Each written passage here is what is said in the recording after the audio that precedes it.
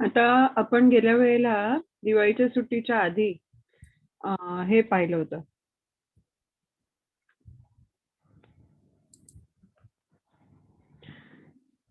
Reflexive pronoun आता आपण पाहणार आहोत. टाइप्स ऑफ प्रोनाउन्स आपण 3 पाहिले. तर कोणाला आठवतंय कुठली पाहिली होती ते?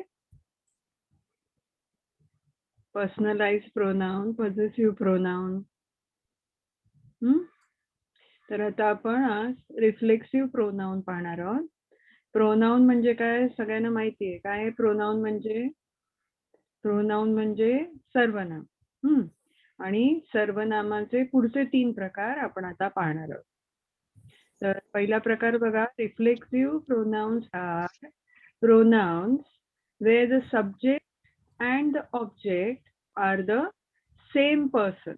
सब्जेक्ट म्हणजे कर्ता आणि ऑब्जेक्ट म्हणजे कर्म. वाक्यामध्ये कर्ता आणि कर्म हे एकच person आहे, एकच माणूस आहे. त्याला रिफ्लेक्सिव्ह प्रोनाउन असं म्हणतात. लक्ष द्या. When the action of the verb refers back to the doer, reflexive pronouns are formed by using self in the singular and selves in the plural. बघा, परत एकदा बघा. Reflexive pronouns are the pronouns where the subject and the object are the same person. Subject म्हणजे कर्ता आणि कर्म म्हणजे object, दोघंही जर सारखेच असतील, एकच पर्सन असेल तर त्याला रिफ्लेक्सिव्ह प्रोनाउन असं म्हणतात.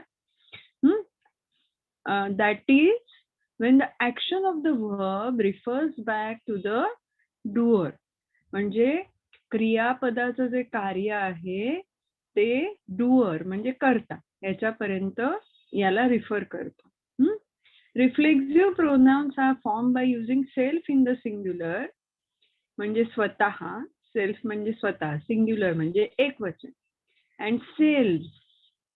इंग्लिश मध्ये अनेक, सेल्फला एक वचन आहे, सेल्फला प्लुरल अनेक वचन आहे. ठीक आहे. आपण आता थोडीशी हे बघू examples. Will see some examples and then you will understand more of reflexive pronouns. Okay. So let us see some examples.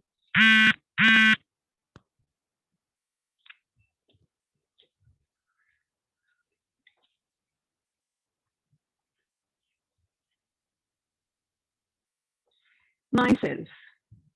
करता इथे काय आहे? Myself. तर हे काय होणार? सिंग्युलर मध्ये myself आहे, तर प्लुरल मध्ये काय होणार? Myself, yourself, yourselves, right? Himself, himself, herself, herself, itself, नंतर yourself, themselves, ourselves, right? So these are the reflexive pronouns list. See again once more. Myself, yourself, himself,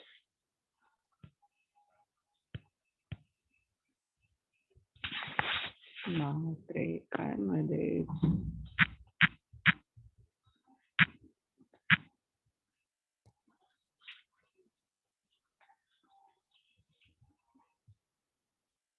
myself, yourself, himself, herself, itself, yourself, themselves, ourselves.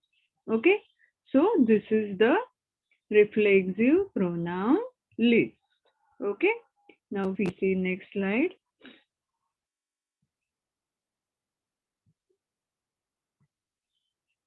See example sentences.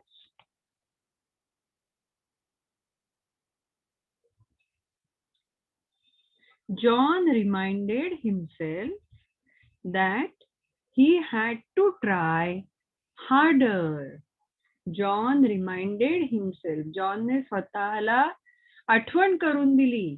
John reminded himself. स्वतःला आठवण करून दिली. काय?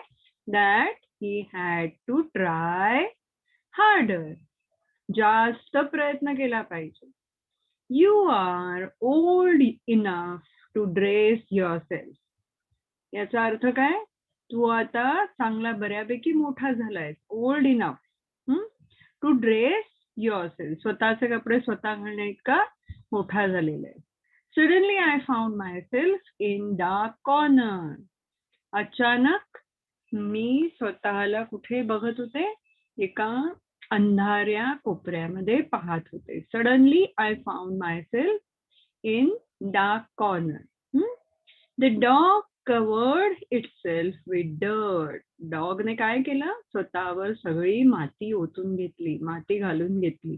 The dog covered itself with dirt. घाण टाकून घेतली. शी contradicted herself unknowingly. स्वतःच बोललेल्या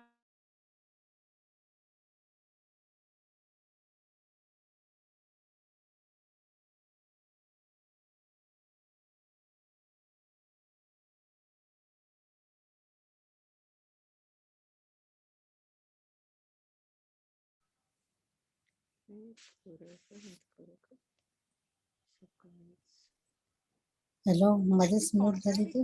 हरसेल्फ अननोईंगली. स्वतःच बोललेल्या वाक्याला तिने स्वतःच काय झालं?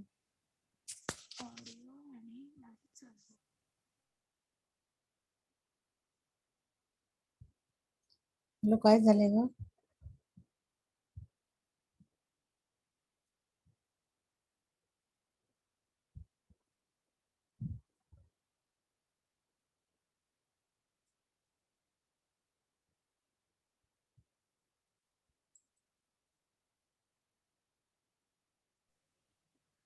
हॅलो, हा बोल. आला आवाज? व्हिडिओ हा. दिसत नाही. शी कॉन्ट्राडिक्टेड हरसेल्फ अननोईंगली. म्हणजे तिने स्वतःच बोललेल्या वाक्याला नंतर तिने विरुद्ध वाक्य बोलली. Okay. They were discussing amongst themselves. ते स्वतः त्यांच्यामध्येच त्यांची चर्चा चालू होती. The only people there were ourselves. इकडे फक्त आम्ही होतो. आता ह्याच्यामध्ये आपण हे कुठला टाईप शिकतोय प्रोनाउन्सचा? Reflexive pronounce. रिफ्लेक्सिव्ह प्रोनाउन्स मध्ये आपण काय बघितलं का सेल्फ जेव्हा असेल तेव्हा ते एक वचनी सिंग्युलर असतं रिफ्लेक्सिव्ह प्रोनाउन, आणि जेव्हा ते सेल्फ असतं तेव्हा ते काय असतं? प्लुरल रिफ्लेक्सिव्ह प्रोनाउन असतं. मग आता आपण पहिलं वाक्य पाहिलं, तुम्हाला दिसतंय John reminded himself that he had to work, he had to try harder. म्हणजे इकडे हिमसेल्फ म्हणजे एक वचन झालं, बरोबर आहे. तो स्वतः बद्दल फक्त बोलत आहे. लक्षात घ्या, सेल्फ आला का सिंग्युलर एक वचन. You are old enough to dress your self म्हणजे इथे फक्त तुझ्याबद्दल बोलणं चालू आहे. तू स्वतः बऱ्यापैकी मोठा आहेस, old enough to dress your self. तू स्वतःचे कपडे स्वतः घालू शकतोस. परत हे बघा, myself. Suddenly I found myself in dark corner. मी स्वतःला कुठे बघितलं? तर अंधाऱ्या कोपऱ्यात बघितलं.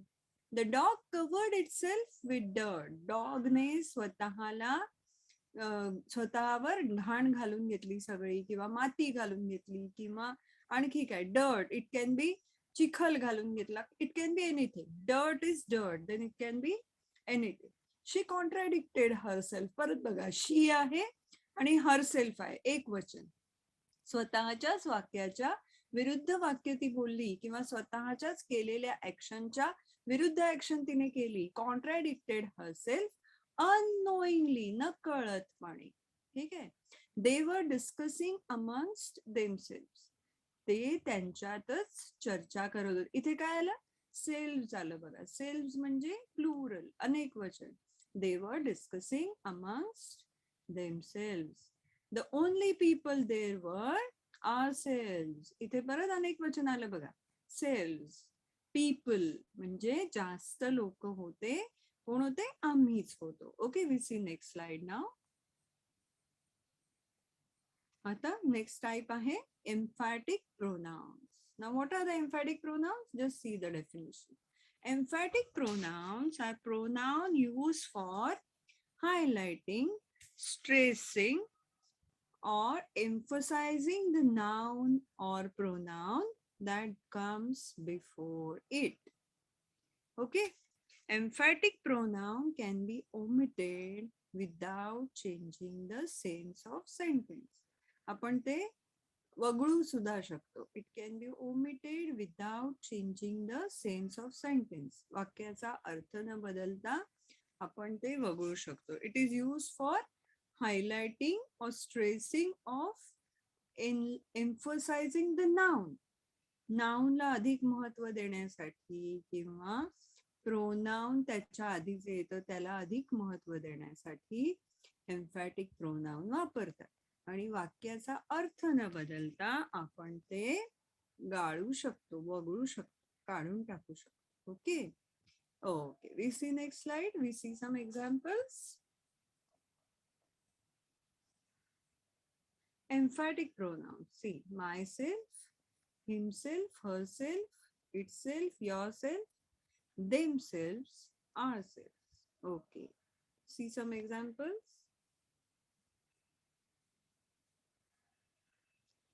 Jane. Okay. Joseph himself went to check the gate. आता इथे काय बघा, एम्फॅटिक प्रोनाउन तुम्हाला लक्षात आलं मी बोलले ते. एम्फॅटिक प्रोनाउन कशासाठी वापरतात? नाउनला अधिक महत्व देण्यासाठी किंवा ज्या प्रोनाउनच्या आधी ते आलंय त्याच्याबद्दल अधिक सांगण्यासाठी वापरतात. पण हे जे एम्फॅटिक प्रोनाउन आहे ते आपण वगळू सुद्धा शकतो. आणि ते जरी वगळलं, काढून टाकलं तरी वाक्याचा अर्थ बदलत नाही. बघा, Joseph himself went to check the gate. आता इथे हिमसेल्फ नाही वापरलं तरी चालण्यासारखं आहे की नाही वाक्य. Joseph went to check the gate, right? So that is called emphatic pronoun. The word, even if when you don't use it, doesn't change the meaning of the sentence. That is called emphatic pronoun. So Joseph himself went to check the gate. He himself is responsible for those low grades. आता तोच जबाबदार आहे त्याच्या ह्या वाईट result साठी. Low grades कशा देतात? एक्झाम मध्ये. त्याच्या एक्झाम मध्ये त्याचा रिझल्ट चांगला आलेला नाही. पण कोण रिस्पॉन्सिबल आहे त्याच्यासाठी? कोण जबाबदार आहे? तो स्वतः जबाबदार आहे, राईट? मग इथे तो स्वतः याच्यावर एम्फासिस करायचंय, याच्यावर जोर द्यायचंय. म्हणून ही हिमसेल्फ हा शब्द वापरलेला आहे. पण जरी हिमसेल्फ नाही लिहिलं तरी चालण्यासारखं आहे का? Yes, he is responsible for those low grades, right? Okay, we go to the next sentence. Jane herself looks into the nitty-gritty of running the house.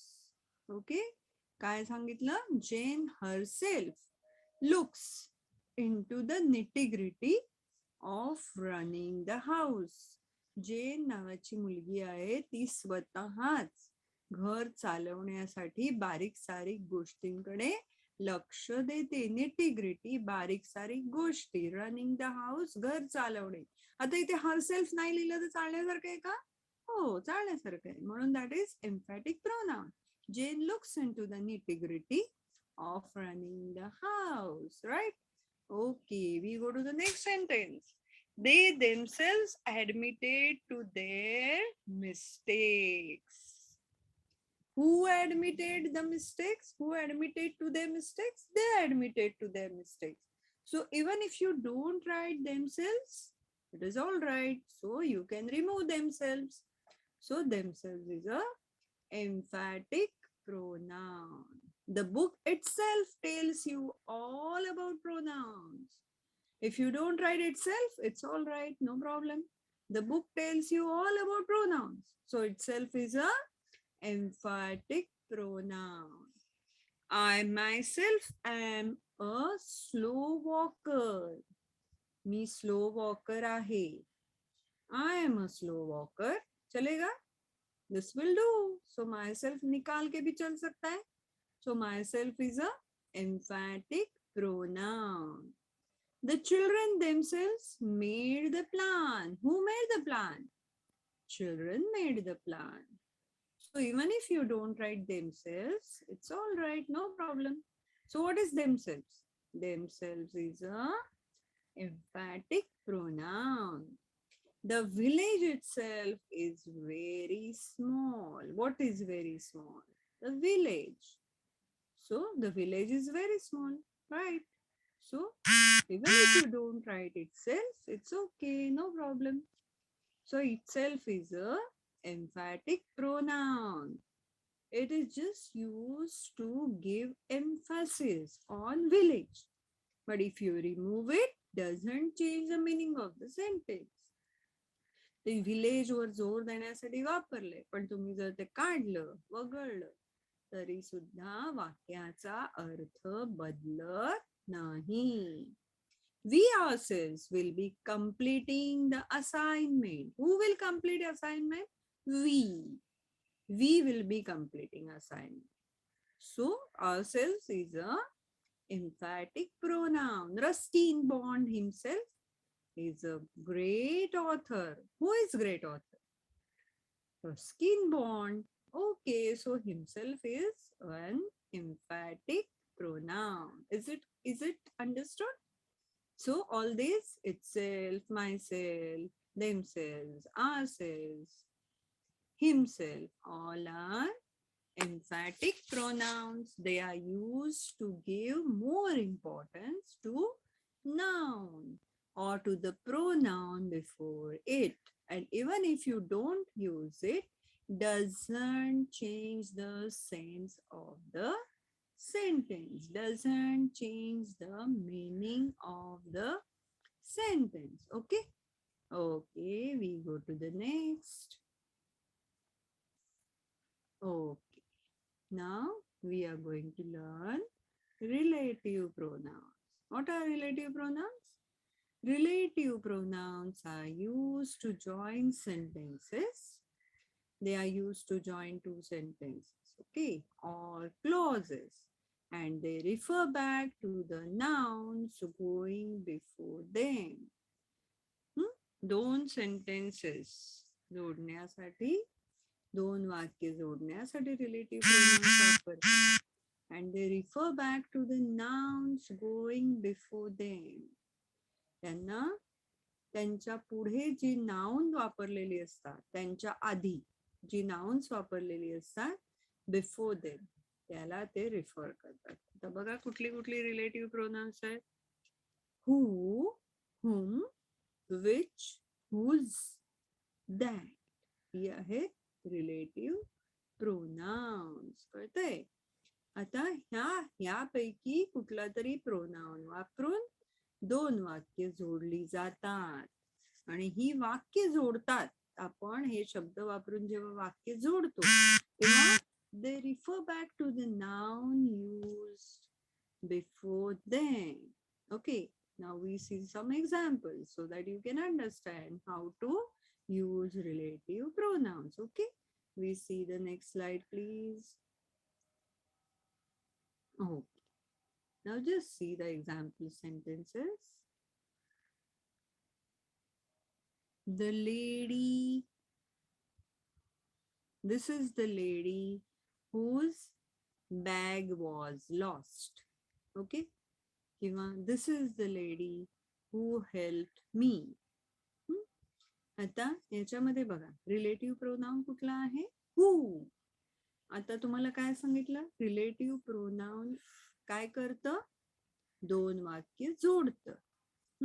पहिलं वाक्य मी म्हटलं this is the lady who lost her bag किंवा whose bag was lost. आता ह्याच्यामध्ये काय येणार? दोन वाक्य कुठली आहेत? दिस इज द लेडी आणि बॅग वॉज लॉस्ट. ही दोन वाक्य जोडली हुजने. ठीक आहे, इथे मी हे पहिलं वाक्य बघा काय दिलंय. This is the lady who helped me. आता ह्याच्यामध्ये दोन वाक्य कुठली आहेत? दिस इज द लेडी आणि दुसरं काय आहे? Helped me. राईट. सो मध्ये रिलेटिव्ह प्रोनाउन कुठलं आहे? हू. आणि आता त्यांनी काय सांगितलं? हे जे रिलेटिव्ह प्रोनाउन आहे ते रिफर कोणाला करतं? वाक्यामध्ये जो कर्ता असतो जो त्या रिलेटिव्ह प्रोनाउनच्या आधी वापरलेला असतो त्याला रिफर करतो. बघा तुम्हाला समजते का example? This is the lady who help me. कोणी हेल्प केली? लेडीने. मग हू कोणासाठी वापरला? लेडीसाठी. कळलं? मग who is a relative pronoun which is referring to the lady. Lady हे कोणाच्या आधी वापरले? हूच्या आधी वापरले. Okay, so what is relative pronoun? Relative pronoun is used to join two sentences, and also it refers to the the word which is used before it. इथे lady वापरले. ठीक आहे. आता बघा नेक्स्ट सेंटेन्स परत आपण बघूया म्हणजे तुम्हाला जास्त कळेल. बघा, this is the book that my mother wrote. आता याच्यामध्ये दोन वाक्य कुठली आहेत? Which are the two sentences here? This is the book, this is one sentence. My mother wrote, this is second sentence. Now which is the relative pronoun here? That. Okay, that. So that is joining two sentences, so that is a relative pronoun. Now it is referring to what? Book. This is the book that my mother wrote. Okay, आता कळतंय तुम्हाला? There is the man whose horse won the race. Which is the relative pronoun here? Whose. कळतंय? Whose. आता दोन sentences कुठली आहे? There is the man. This is one sentence. Horse won the race. Another sentence. And whose is the relative pronoun which is joining both the sentences. There is the man whose horse won the race. Now, whose हे कोणासाठी वापरले relative pronoun? Man साठी. कळतंय? त्या relative प्रोनाउनच्या आधी जो शब्द आहे त्याला ते रिफर करत असतं. हे this is very important. Okay, now next sentence. This is the house which belongs to my great grandfather. What? This is the house. त्या घराबद्दल आपण बोलतोय. First sentence. What is the second sentence? Belongs to my great grandfather. Now baga, relative pronoun which, right? So which हे कोणासाठी आलंय? House साठी. Okay, this is the house which belongs to my great grandfather. हे माझ्या पणजोबांचं घर आहे. Okay, great grandfather is पणजोबा, आजोबांच्या आधीचे. लक्ष द्या. पुढचं वाक्य बघा. This is the person whom we met at the party. Now, this is the relative pronoun here, whom. And this is referring to whom? Person, right? कोणाबद्दल बोलतोय? पर्सन बद्दल. दोन वाक्य कुठली? This is the person we met at the party, right? Okay. We go to the next sentence. This is the letterbox that I was talking about. Which are the two sentences? This is the letterbox. And second sentence, I was talking about. And which is the relative pronoun? That. And that is referring to box, letterbox, right? A chair is a piece of furniture which we use for sitting. Okay. Right? So which is the relative pronoun? Now which is referring to what? Piece of furniture, chair. And we use for sitting, another sentence. So both the sentences are joined by using which. So which is the relative pronoun? Which is the relative pronoun? I found the ring that I thought I had lost. Okay. I found the ring. First sentence. Second sentence. I thought I had lost. Okay. Which is the relative pronoun? That. And that is referring to what? Ring. Okay. Next sentence. Jack is the boy whose sister is a famous tennis player. Now what is the relative pronoun here? whose. Whose is referring to what? Jack. Jack. Who is Jack? Jack is the boy, right? Second sentence. Sister is a famous tennis player. I hope you all are understanding what I'm talking. समजतंय ना सगळ्यांना? This is the boy who scored the highest marks. आता ह्याच्यामध्ये relative pronoun who. कोणाबद्दल बोलतोय? मुलाबद्दल. This is the boy. Second sentence. Scored the highest marks. whoचं काम काय? दोन वाक्य जोडली. कुठलं वाक्य? This is the boy scored the highest marks. Okay, we see the next, please. बघा, हे एक आपण प्रोनाउन बघूया. Demonstrative pronouns. Demonstrative pronouns point out people or objects. There are 4 demonstrative pronouns, right? दाखवलं जातं. डेमॉन्स्ट्रेशन तुम्हाला माहिती आहे, दाखवणे, प्रदर्शन करणे किंवा पॉइंट आउट करणे, त्याला डेमॉन्स्ट्रेशन म्हणतात. एखादा एक्झाम्पल द्यायचं आहे तर ते डेमॉन्स्ट्रेशन करून दाखवलं जातं ना, ऍक्टिंग करून दाखवलं जातं, पॉइंट आउट करून दाखवलं जातं, समजावून सांगितलं जातं. That is called demonstration. So demonstrative pronouns this, that, these, those. Okay, ही डेमॉन्स्ट्रेटिव्ह प्रोनाउन्स आहेत आणि ती कशासाठी वापरली जातात? ती वापरली जातात to point out some people or objects. माणसं दाखवण्यासाठी किंवा वस्तू दाखवण्यासाठी ते वापरलं जातं. Okay, we see next slide please. बघा, आता ह्याचे एक्झाम्पल वापरले, एक्झाम्पल्स मध्ये वापरले डेमॉन्स्ट्रेटिव्ह प्रोनाउन्स. हे वाचल्यानंतर तुम्हाला चांगलं समजेल. Those are my neighbor's dogs.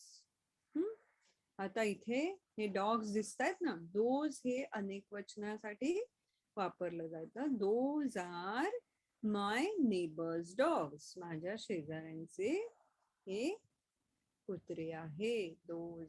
इथे काय झालं? दोज हे काय आहे? Demonstrative pronoun. Why is demonstrative pronoun used? It is used to point out people or objects, right? So here, those is the demonstrative pronoun. This is my bicycle. Now see, this is used to show singular, ekvachan, right? Plural म्हणजे अनेक वचन. तुम्हाला मागच्या pronoun मध्ये गेलंय, आता तुम्हाला लक्षात राहिलं असेल, right? So those. आता बघा, this is my bicycle. This is a demonstrative pronoun, right?